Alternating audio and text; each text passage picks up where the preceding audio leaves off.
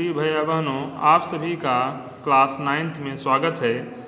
चलिए आप देखते हैं कि एनसीईआरटी बुक से प्रमेय 7.6 क्या है। देखें, यदि किसी त्रिभुज की दो भुजाएं असमान हों तो लंबी भुजा के सामने का सम्मुख कोण बड़ा होता है।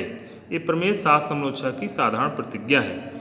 इसके आधार पर हमें यह बात सिद्ध करके दिखानी है कि यदि किसी त्रिभुज की दो भुजाएं असमान हों तो लंबी भुजा के सामने का सम्मुख कोण बड़ा होता है।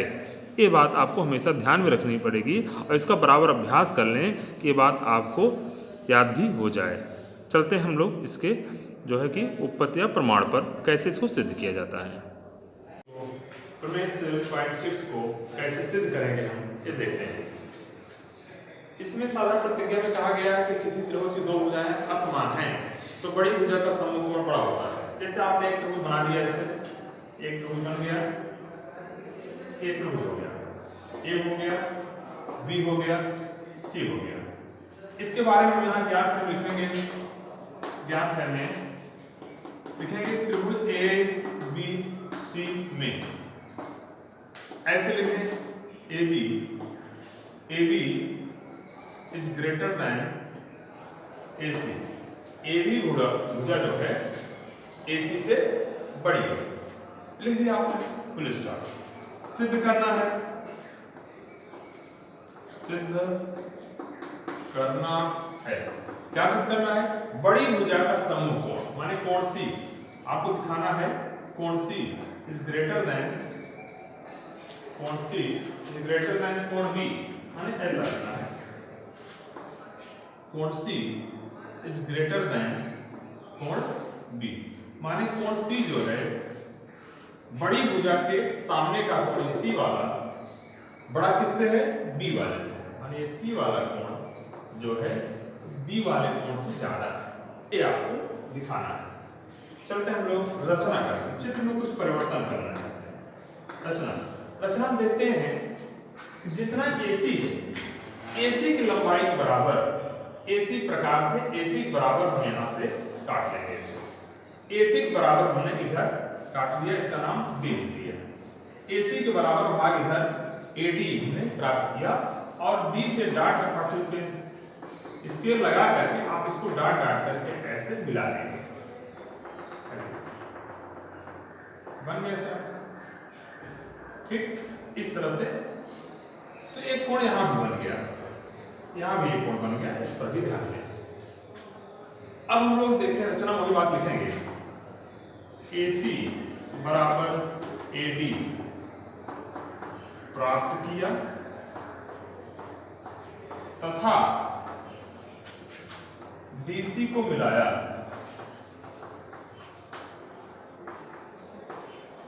DC को मिला दिया, D से C को हम लोगों ने मिला दिया। अब हम लोग इसका प्रमाण देखते हैं कि प्रमाण में कैसे क्या लिखा जाए। तो प्रमाण में यहां शुरू करते हैं। प्रमाण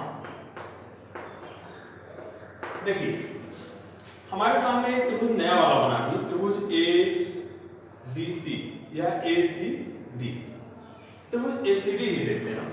त्रिभुज ACD में ऐसे लिख देंगे AC = AD। एक ऐसे रचना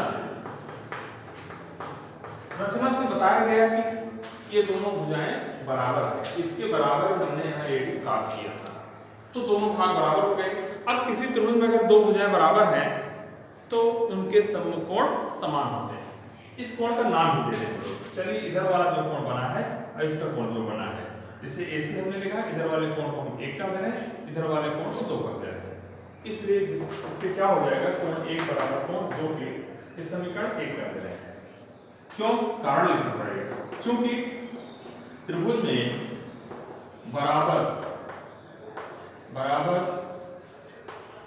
भुजाओं के सम्मुख कोण समान होते हैं।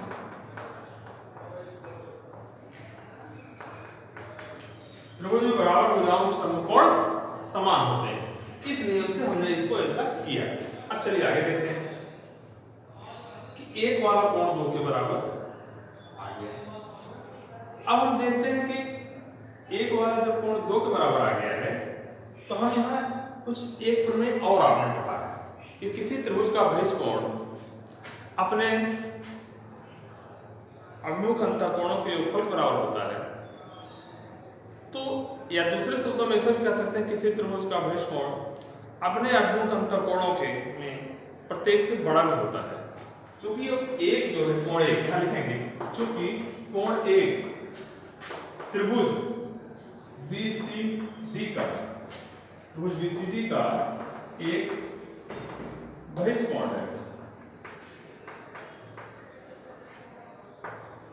बहिष्कोण देखें, कोण एक जो है इस त्रिभुज नीचे वाले का एक बाहर का कोण है, इसलिए यह B और इधर जो नीचे कोण बना है इससे दोनों के जोड़ के बराबर होगा। ये इधर नीचे वाले कोण के माने BCD के दोनों के जोड़ के बराबर होगा। या दूसरे शब्दों में कह सकते हैं कोण एक का मान B से ज्यादा होगा। जब दोनों के योगफल के बराबर है तो प्रत्येक से तो बड़ा ही होगा बहिष्कोण, इसलिए कोण एक लिख देंगे बड़ा है कोण B से। नियम इसको और स्पष्ट करना चाहते लिख सकते हो, त्रिभुज के बहिष्कोण प्रमेय से, त्रिभुज के बहिष्कोण प्रमेय से, ठीक है। अच्छा, अब आगे हम लिख देंगे, इसी को हम और आगे बढ़ा देना चाहते हैं, कोण एक के बदले में कोण 2 लिख देना चाहते हैं। क्यों? भाई कोण एक के बराबर कोण 2 है, समीकरण एक पता है, एक 2 बराबर है, आप चाहे जब अदला बदल कर दो, दोनों मान बराबर है। इसको हम लिख देंगे कोण 2 ग्रेटर देन कोण B। अब यहाँ लिख देंगे कोष्टक में समीकरण 1 से। भाई हो सकता है आप इसको देखते समय आप समझ में आए भाई 1 था, यहाँ 2 कहाँ से आ गया। तो आप देखेंगे समीकरण एक साइड में तो चल लगेगा हाँ 1 2 बराबर है, इसीलिए 1 के बदले 2 लिख दिया गया। आप समझ में जाएगा अच्छा सा, ठीक है, एक बात ये आ गई। अब हम देखेंगे यहाँ पर कि कोण 2 पहुंच गए और कोण B के बारे में हमको संबंध मालूम हो गया, लेकिन हमको जो सिद्ध करना है पूरा कोण C और कोण B के बारे में संबंध लाना है। कोण C जो है देखिए पूरा C बड़ा है कोण 2 से, माने अब तक पहली लाइन को हम देखें तो कोण 2 बड़ा दिख रहा है B से, लेकिन अगर दूसरी लाइन को देखें हम ये कैसे, क्या आप समझेंगे आकृति में आप देख सकते हैं, आकृति में देखने से कि आपको कोण 2 जो है C का एक छोटा भाग दिखाई दे रहा है, इस नाते बड़ा है, आखिर में ऐसा कर सकते हैं। और C दूसरी लाइन देखने से C लग रहा है 2 से भी बड़ा है। अच्छा, अब हम लोग इस संबंध को देखें तो हमारे सामने एक संबंध और आ गया, इसलिए कोण C का मान बड़ा है कोण B से।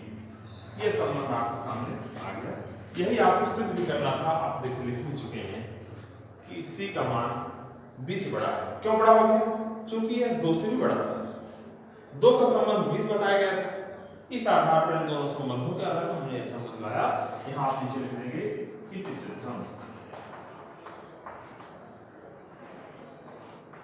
ये आपका प्रमेय कंप्लीट हुआ।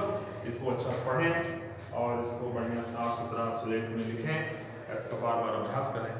आपको अवस्था है